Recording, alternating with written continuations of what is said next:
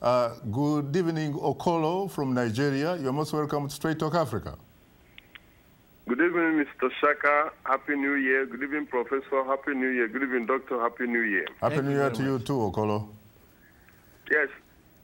So, Mr. Shaka, sir, you see, this issue of Uganda, as you rightly said, that the president said over his dead body. You see, what we have in National Assembly, State Assembly, the local government, the treaty of the government, I'm talking, giving you Nigeria as a case study. These are people being appointed by the president or the cabinet or the party that is. So the president has his reasons for making that statement, which means all those people, you should, maybe let's say they are 80 or 300, 200 are being brought into the system by the president. So there's no how they can do anything outside. Now the question now is this. We are in Africa, like what the Prof is talking about, the dictatorship that very soon now Africa will be doing. Yes, but the thing is this. For any backing or any backup for any demonstration by the masses against the government that is not giving them the dividends of democracy, that means there are other people too behind. What do I mean by other people behind? If the dictatorship that we are seeing now are exactly what the civilian government borrowed from the military, it is only left for we, the electorate, or the voters, or the people that said, we don't want this. If we capitalize on that we don't want this, all these dictatorships will not. Now look at what is happening in Africa today. 80% or 70% of Africans, many of them cannot feed very well. And we have a government, and we are closing our eyes, nobody's talking, and the system is moving in a zigzag form. You ask yourself, do we have prospects like what you have the 2012 year in review and 2013 year ahead? Is there any hope for Africa? And my question now to the professor is this. Now we have seen the African problems. It's now going globally. Do you think that presently, this 2013, is there any hope for Africa? Like I've seen what you wrote on the screen, those who have been having an election forthcoming within this year. Is there any hope for them that there will be a change of government? From those countries, we have dictators. Now look at what is happening in Mali and the Republic of some factions of people now terrorizing the whole country. Is there any hope for Africa? We are now in the 2013 today, the second day. Thank you very much, Mr. Shaka. Thank you very much. Of course, you know what is going on the ground in the Central African Republic. President Bozize is, of course, facing rebels who say that he is, in their own words, a dictator. Let's go to Peter from South Africa. Good evening, Peter. You're most welcome to Straight Talk Africa. Hello, good evening, Shaka. Terrific. How are you today, Peter? We are doing great here in South Africa. Yes, could you please turn down the volume on your television set or radio or whatever, because we are getting an echo on the line.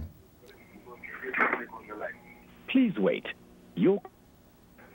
I think I have to talk about the issues right now happening. According to the way you are talking to Africa, the Africa democracy. According to myself, what I see in Africa here, we don't have too much democracy. If there is the only country I can say that there is a democracy, maybe it's only here in South Africa. My Kenyan papers, by where I'm born in Kenya, but I'm saying South Africa. But I like South Africa the way they do their own things according to the democracy, because when the people maybe they don't want another, when the people they don't want a president, they will say no, we don't want this person. The president will respect that democracy. Now, when I'm just trying to look at some other parts in Africa, like now, basically what's happening to basically sometimes back in Uganda. Actually, I'm saying sorry for what's happened to you basically in Uganda sometimes back.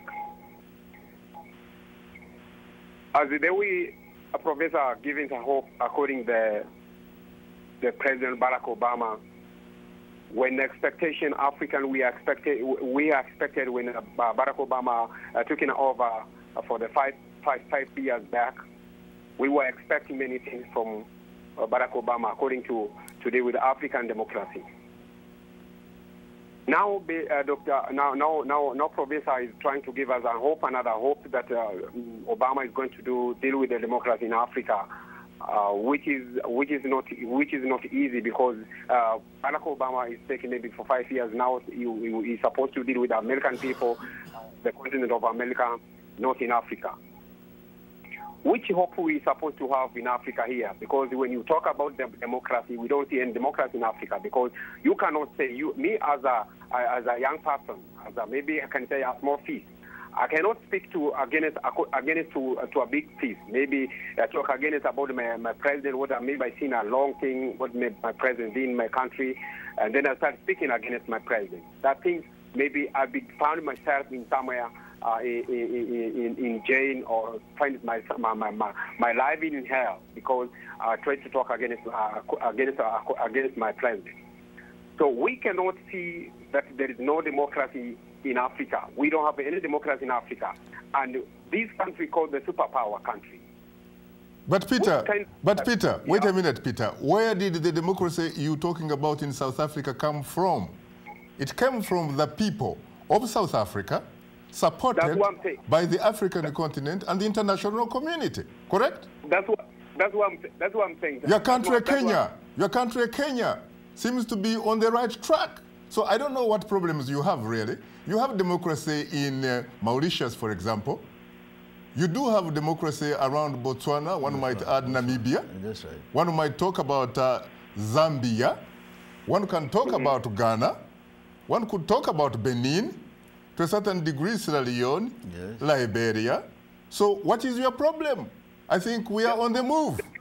The problem is this, Shaka. The problem is this. Where are the leaders when they know that they've taken, maybe they've been leading the country for maybe for 25 years or for 5 years or for 30 years? Why they are not supposed to be give another people an opportunity to do that work? You know, nobody is going to hand you power on a silver platter. That one you are going to have to fight for it. You know how many years the Madiba, the man that we revere, he spent 27.5 years, guess what? In prison, apartheid prisons. You wouldn't have the freedom now. You wouldn't have no prison. You wouldn't be talking from where you're talking from right now. Yeah, that's what I'm getting you. Let's go on. We talk about, let's go to other people. There are so many people on the line, if you don't mind, please. We have to go for a break in a short time, but it is interesting to hear someone living in a democracy that has been brought up by the people of South Africa, not having the faith, not having the confidence in himself that he can actually be part of that group that can democratize the continent.